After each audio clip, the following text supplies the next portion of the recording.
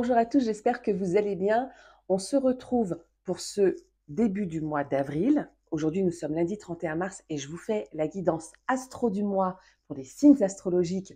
C'est la nouveauté qui a été mise en place et vous me retrouvez tous les jours pour les messages du jour, toutes les semaines pour la guidance de la semaine et dorénavant, une fois par mois pour le mois qui arrive. Donc là, ce sera pour le mois d'avril avec la guidance astrologique du mois et on est avec l'oracle Céleste Astrokif que j'adore et il n'y a pas mieux pour faire une guidance astrologique que celui-là. C'est mon préféré, c'est pour ça que je vous dis ça. Bien sûr qu'il y en a d'autres et qu'il faut s'écouter et que c'est à l'intuition et comment on se sent aussi avec son oracle et son tarot.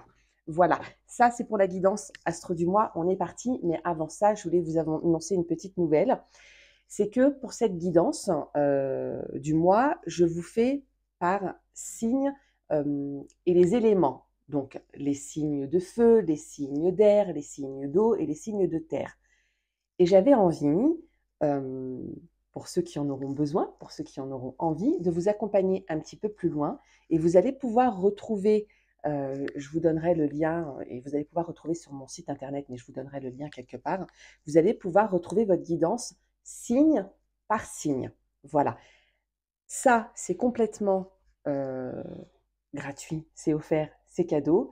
Par contre, le complément astro du mois, signe par signe, lui sera un tout petit prix, tout doux, de 7,99 € pour retrouver votre guidance personnalisée signe par signe. Et je vous mets le lien, vous allez pouvoir retrouver ça.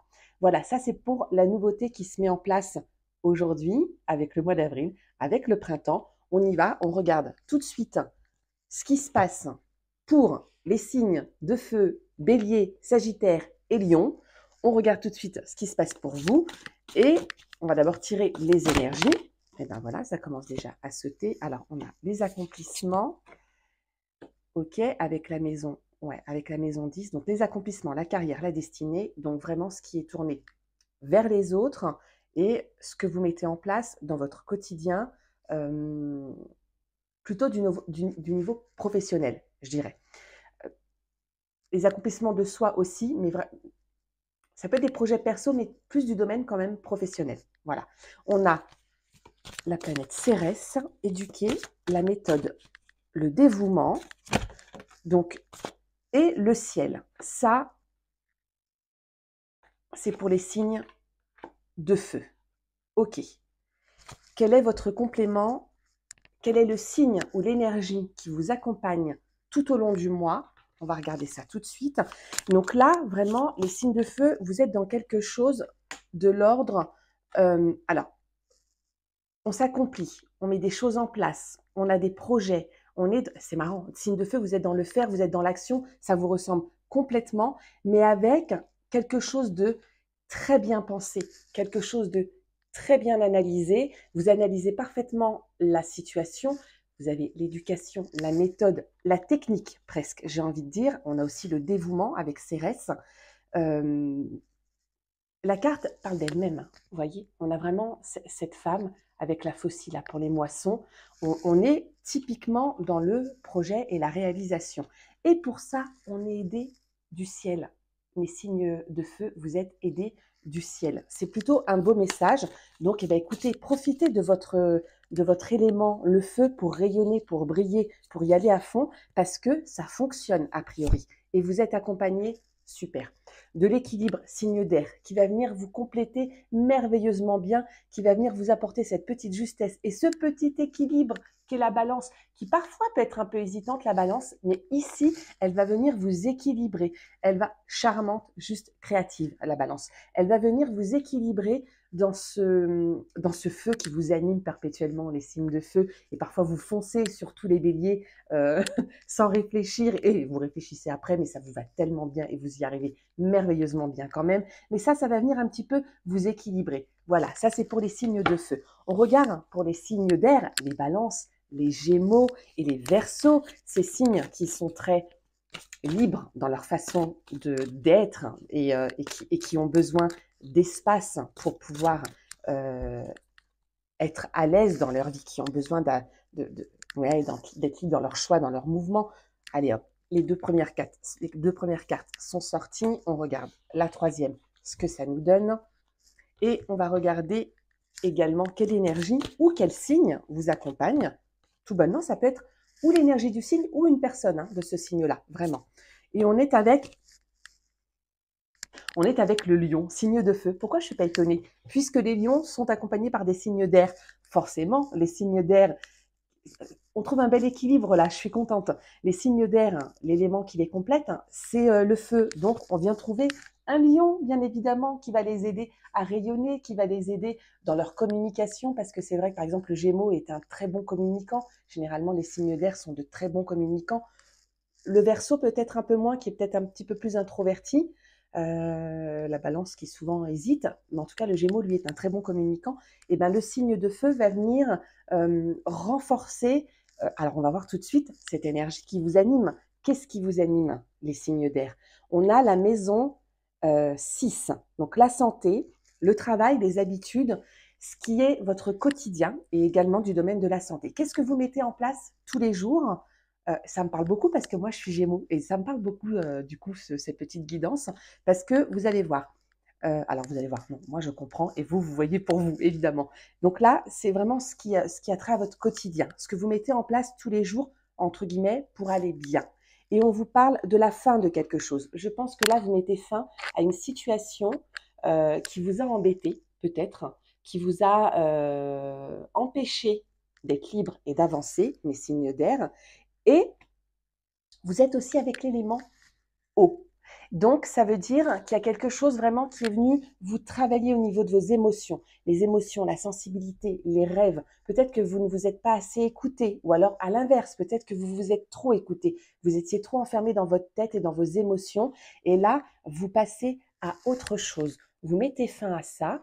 Et du coup, vous vous concentrez sur vous, sur votre quotidien. Qu'est-ce que vous faites tous les jours pour que vous puissiez de nouveau rayonner, pour que vous puissiez de nouveau vous sentir bien et vous sentir dans votre feu intérieur. Voilà pour les signes d'air. On passe aux signes d'eau, les cancers, les poissons et les scorpions. On va voir un petit peu l'énergie qui vous anime. Hop, la première carte. Excusez-moi, je disparais, mais je reviens. Hop, je suis là. La première carte, on est avec Jupiter. Alors là aussi, c'est les réalisations, les idéaux, la chance. Alors moi, je dis plus que la chance, Jupiter, c'est vraiment qu'est-ce qu'on met en place pour se réaliser, hein, pour s'épanouir. C'est le mouvement, pas tout à fait comme Mars, mais c'est aussi le mouvement, hein, Jupiter. Qu'est-ce qu'on a d'autre comme énergie? Le feu.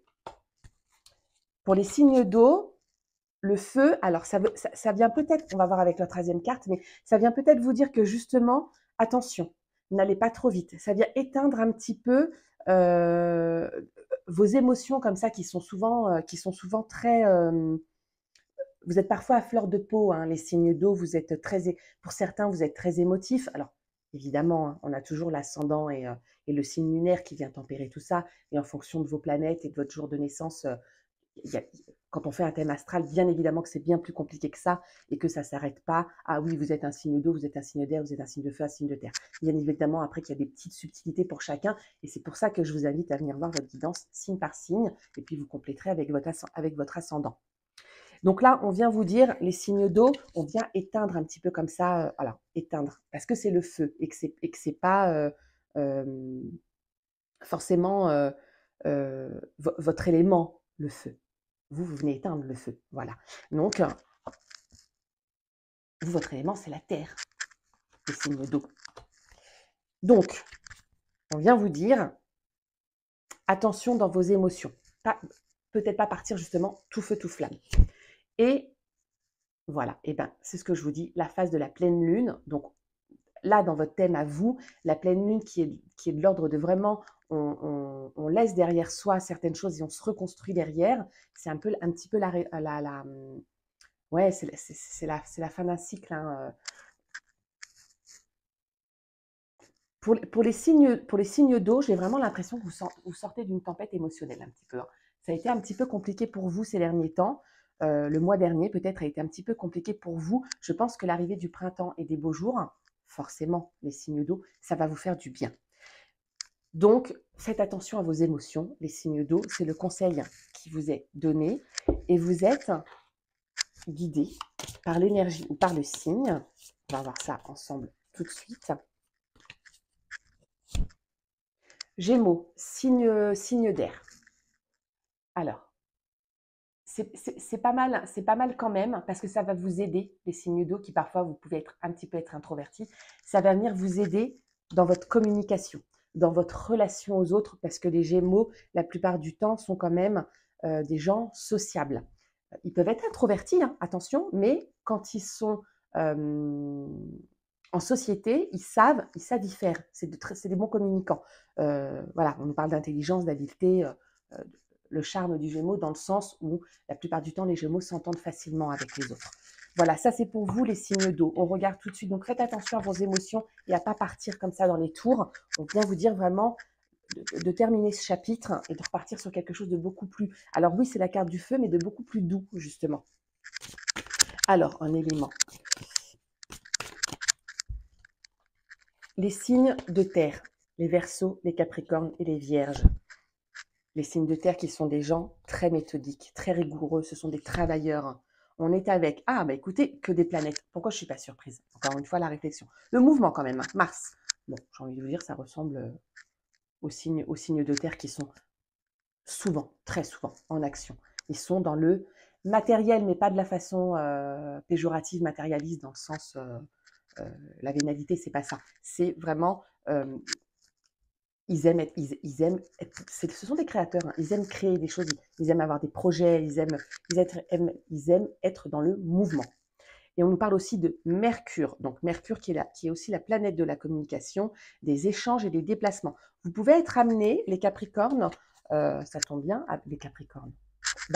Ça veut dire que si ça sort tout seul de ma bouche comme ça veut dire que vous, les Capricornes, vous allez peut-être être amenés à bouger, à avoir même un déplacement pour l'un de vos projets, que ce soit perso, pro ou même familial, amoureux, peu importe. Mais en tout cas, dans votre projet là, pour le mois, vous êtes amené à bouger. Et je pense que ça s'adresse, oui, aux Capricornes parce que ça m'est sorti tout seul de la bouche. Mais dans l'ensemble, des signes de terre. Et on a, ok, la maison 9, donc la fin et les commencements, l'invisible, la sexualité. Alors, c'est un peu comme avec les signes de... Alors, vous vous complétez, donc c'est pas étonnant. Vous complétez les signes de terre et les signes d'eau. Un peu comme les signes d'eau, on vous invite à fermer un chapitre, à passer à autre chose. Et pour ça, vous vous mettez en mouvement. Donc, vous avez la planète Mars, vraiment la planète de feu, et Mercure, la planète de la communication. Vous vous mettez en mouvement pour ça. Donc, vous, avec votre caractère qui vous définit si bien, c'est par le mouvement et c'est par l'intellect que vous mettez fin à quelque chose.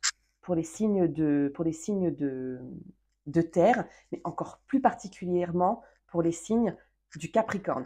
J'ai hâte vraiment de voir ce que ça va donner du coup la guidance du mois pour les Capricornes. Voilà, et puis pour le coup, vous me direz avec quel signe ou quelle énergie vous êtes accompagné ce mois-ci. Vous êtes avec le Scorpion. Le Scorpion qui est un signe d'eau. Alors, vous voyez comme le tirage quand même est très révélateur de nos énergies et comme quoi nous sommes liés parce que les signes d'air sont reliés aux signes de feu et ils se complètent et les signes d'eau sont reliés aux signes de la terre et eux aussi se complètent. Donc, vous voyez comme nos énergies, comme nos mouvements, comme on se complète quand même et comme même dans une guidance générale, on peut réussir à se retrouver. Donc, c'est fou, on a vraiment les signes d'air qui sont complétés par des signes de feu et les signes d'eau qui sont complétés par des signes de la terre. Sauf que, bon, effectivement, les signes d'eau, on vous dit quand même, dans votre guidance à vous, que vous avez quand même l'élément air aussi qui vient un petit peu vous aider dans votre communication et faire plus attention à vos émotions. Voilà pour cette guidance astro du mois. J'espère qu'elle vous aura plu. N'hésitez pas à me dire dans les commentaires ce qu'il en est pour vous. Et puis, on se rejoint donc du coup avec le lien, et vous retrouverez ça aussi sur mon site internet pour le complément guidance, signe par signe. Je vous embrasse, prenez soin de vous. N'hésitez pas à partager à ceux qui en auraient besoin, à m'encourager, à liker, je vais y arriver. Et on se retrouve très vite. Je vous embrasse, à bientôt, prenez soin de vous.